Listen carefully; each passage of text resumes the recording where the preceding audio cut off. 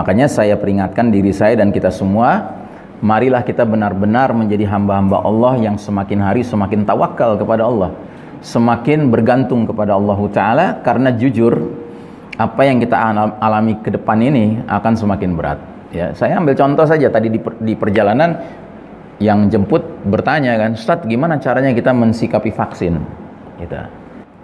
Divaksin kena 300.000 rupiah, nggak divaksin kena penalti 5 juta. Gitu, ya. Pelan namun pasti ini akan menjadi sesuatu yang disebut dengan mandatory vaccine. Vaksin itu akan jadi wajib. Untuk siapa? Untuk seluruh penduduk planet bumi ini. Gitu. Kecuali siapa? Kecuali mereka-mereka yang memang bikin aturannya. Atau mereka tampil juga kelihatan disuntik, tapi suntikannya suntikan yang punya kemampuan apa namanya, neko-neko. Gitu. Tahu kan, udah tersebar kan videonya tentang suntikan yang nyuntik tapi nggak nyuntik gitu loh. Kita sudah bahas bahwasanya kita sekarang berada di babak keempat, fase keempat, periode keempat perjalanan sejarah umat Islam yang disebut dengan era mulkan jabriyatan, era para penguasa yang memaksakan kehendak mereka. Dan era ini baru berjalan 100 tahun sejak tahun 1342 Hijriah. Di sini tulisannya hampir 100 tahun karena gambar ini atau tulisan ini dibuat beberapa waktu yang lalu, ya. Kalau sekarang persis 100 tahun. Karena kita sekarang sudah berada di tahun 1442 Hijriah, ya. Jadi persis 100 tahun. Kalau pakai hitungan Masehi, peristiwa runtuhnya babak ketiga, yaitu runtuhnya khilafah terakhir Kesultanan Utsmani Turki pada tahun 1924 Hijriah, Masehi, ya. Dan kita kemarin memasuki tahun 2021.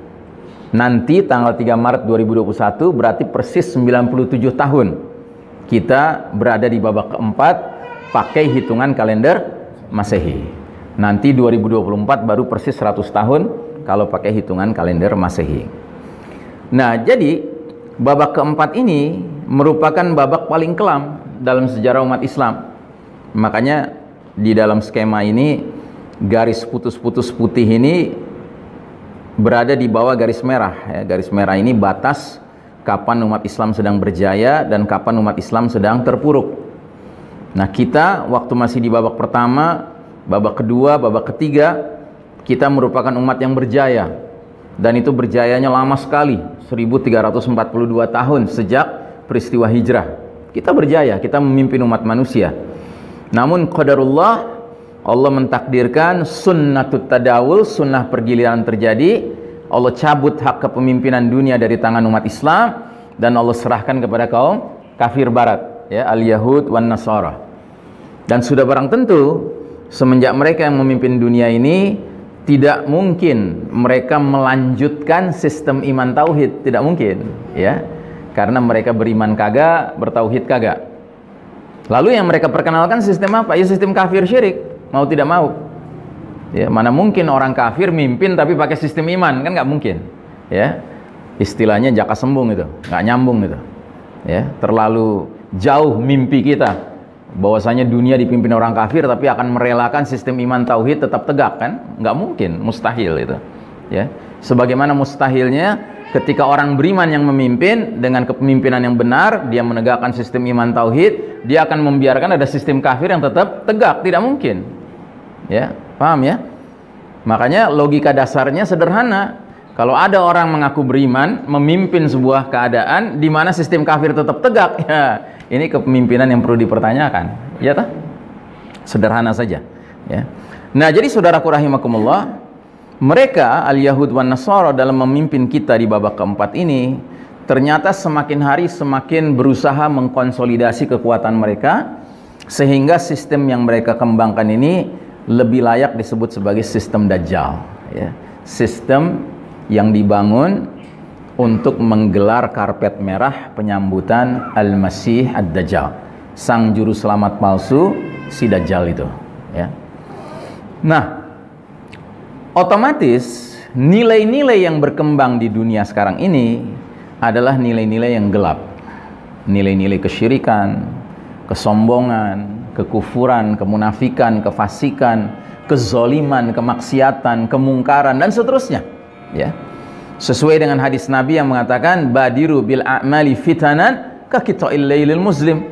Bersegeralah kalian beramal sebelum datangnya era penuh fitnah seperti sepotong malam yang gelap gulita.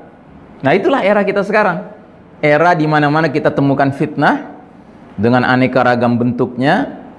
Sementara makin hari makin gelap dunia ini karena dikepung oleh nilai-nilai yang gelap.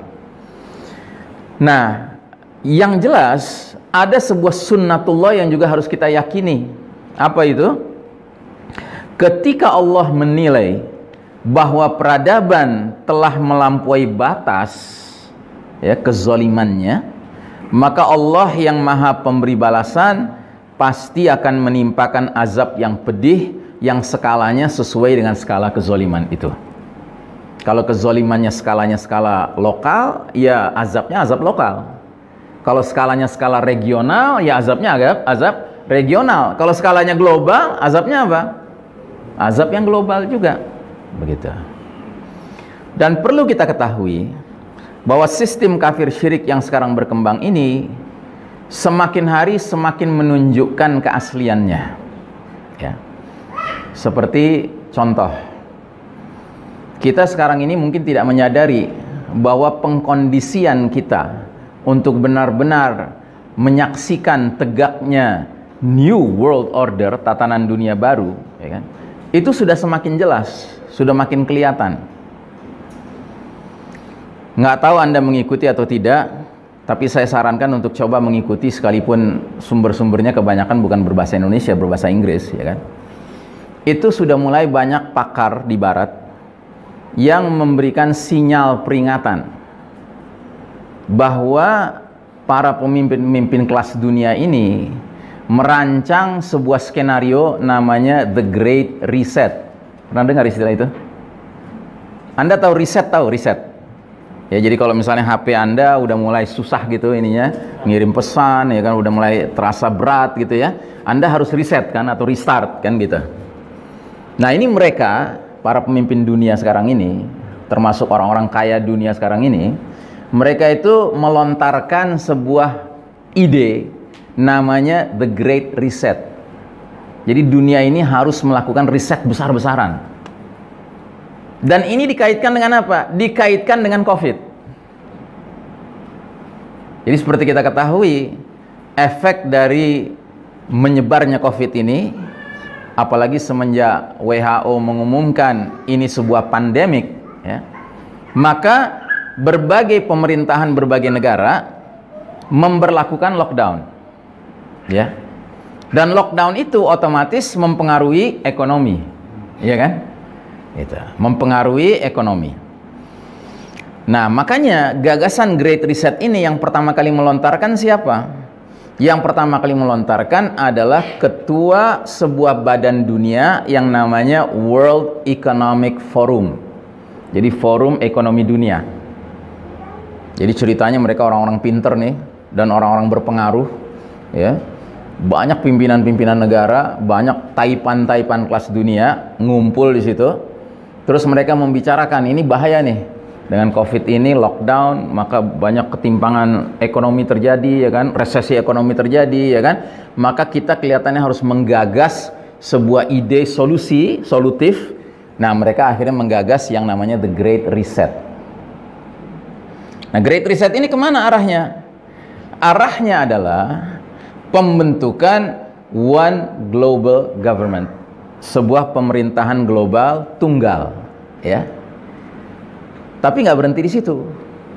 Ada kata sifatnya di situ. Sifatnya apa? Totalitarian. Tahu totalitarian artinya apa? Hah? Jadi One Global Totalitarian Government. Jadi sebuah pemerintahan totaliter yang global, yang tunggal. Paham totaliter artinya apa? Ada yang paham? Apa artinya totaliter? Totaliter itu sama dengan otoritarian. Otoriter tahu otoriter? Hah? Jadi sebuah pemerintahan tunggal dunia yang punya watak memaksakan kehendak. Hah? Sewenang-wenang ya. Jadi otoriter gitu loh. Dan slogan yang diangkat diantaranya berbunyi begini: You will own nothing, but you will be happy. Anda tidak akan memiliki apa-apa, tetapi Anda akan hidup bahagia. Dan slogan seperti ini adalah slogan yang sangat cocok dengan faham ideologi komunis. Ya, kalau di negara komunis itu orang nggak punya private property, nggak punya kepemilikan pribadi, semua milik negara. Tetapi hidupnya senang. Karena apa? Karena semua keperluannya dipenuhi oleh negara. Apa? Ya, itu cabang kecilnya aja, rantingnya aja gitu ya. Nah, jadi saudaraku rahimakumullah, dunia mau diarahkan ke sana.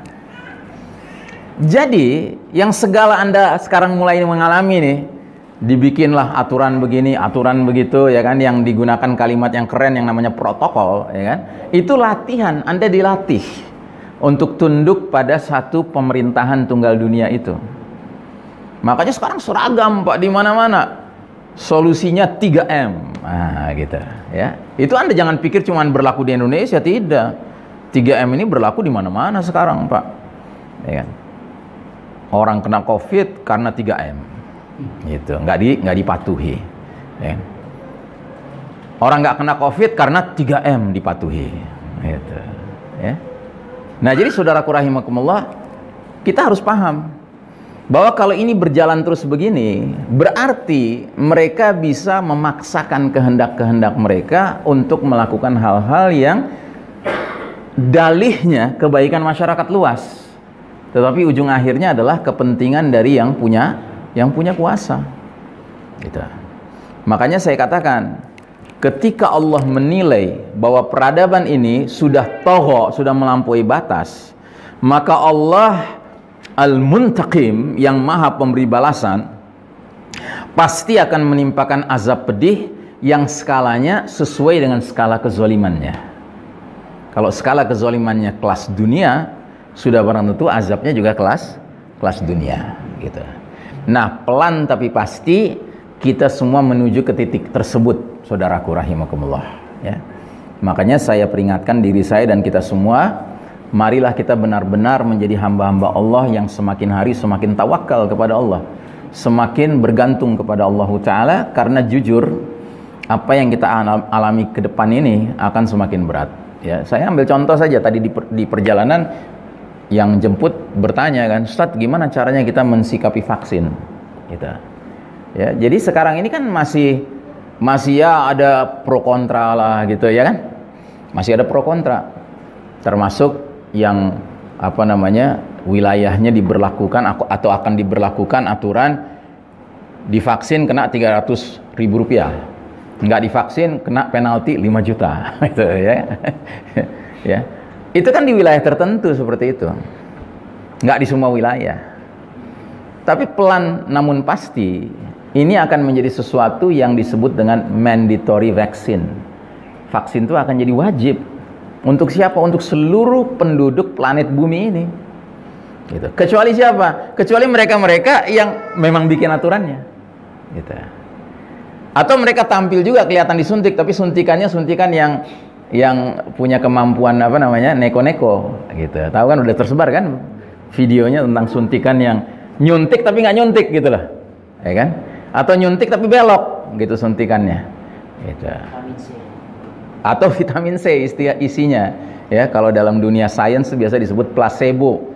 Jadi nggak ada isinya cuman cairan biasa saja, atau NaCl kali, garam kali, gitu, ya kan? Nah, jadi saudaraku rahimakumullah, ini semua adalah sesuatu yang kita nggak boleh tutup kemungkinannya akan terjadi. Kalau tidak bisa dikatakan justru akan memang mengarah ke sana, gitu.